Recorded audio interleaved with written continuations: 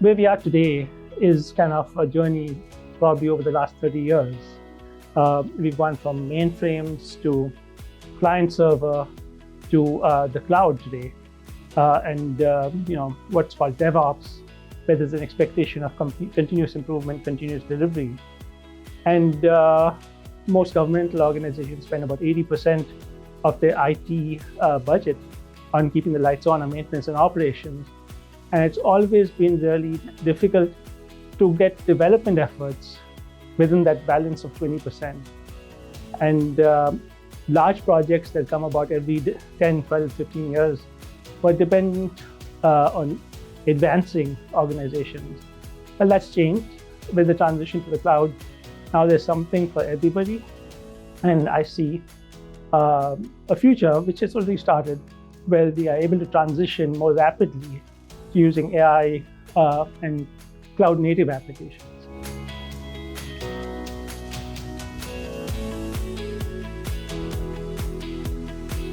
So broadly speaking, you have infrastructure as a service, platform as a service, software as a service, and then you have cloud native applications. Within this ecosystem, you have what Gartner would describe as specialized solutions, in which you have a whole ecosystem in which you can evolve or develop anything. So what that offers state agencies, for example, is a lower cost for entry and will let you move from a pilot to production in a relatively fast or short time, as opposed to traditional projects, which would take sometimes 3, 4, 5 years to complete or get to fruition. And you'd see what you'd get at the end of a project. Here, it's more in tune with an agile approach, and there's more functionality available and parts of functionality. So rather than buying a whole product, you can subscribe to services from a product. So it really provides a really comprehensive opportunity for state agencies or governments to make this transition.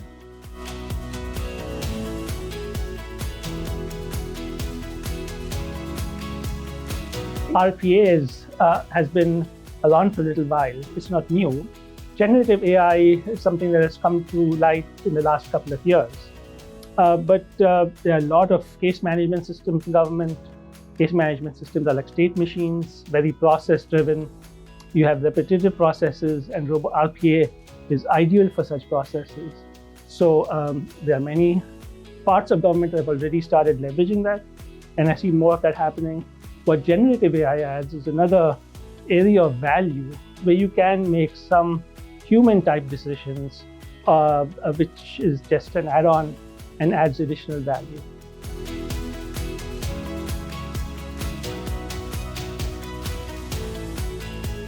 From a time when we had projects, and project had a life cycle, and that could have been anywhere from 2 to 4 or 5 years. Now many departments, agencies have productized their offering. We work very closely, or more closely, with our customers, end users, stakeholders, citizens, or citizen groups, I would say. And so I think an empathetic centered approach to understanding what your customers need is ideal, of very high value, together with continuing this closer collaboration as we have transitioned largely from a waterfall sort of approach to more agile development and to iterative development of products rather than projects. I see that there's a lot of value in how we interact with the customers and how we are able to show them results, or what results could be, sooner than at the end of a project.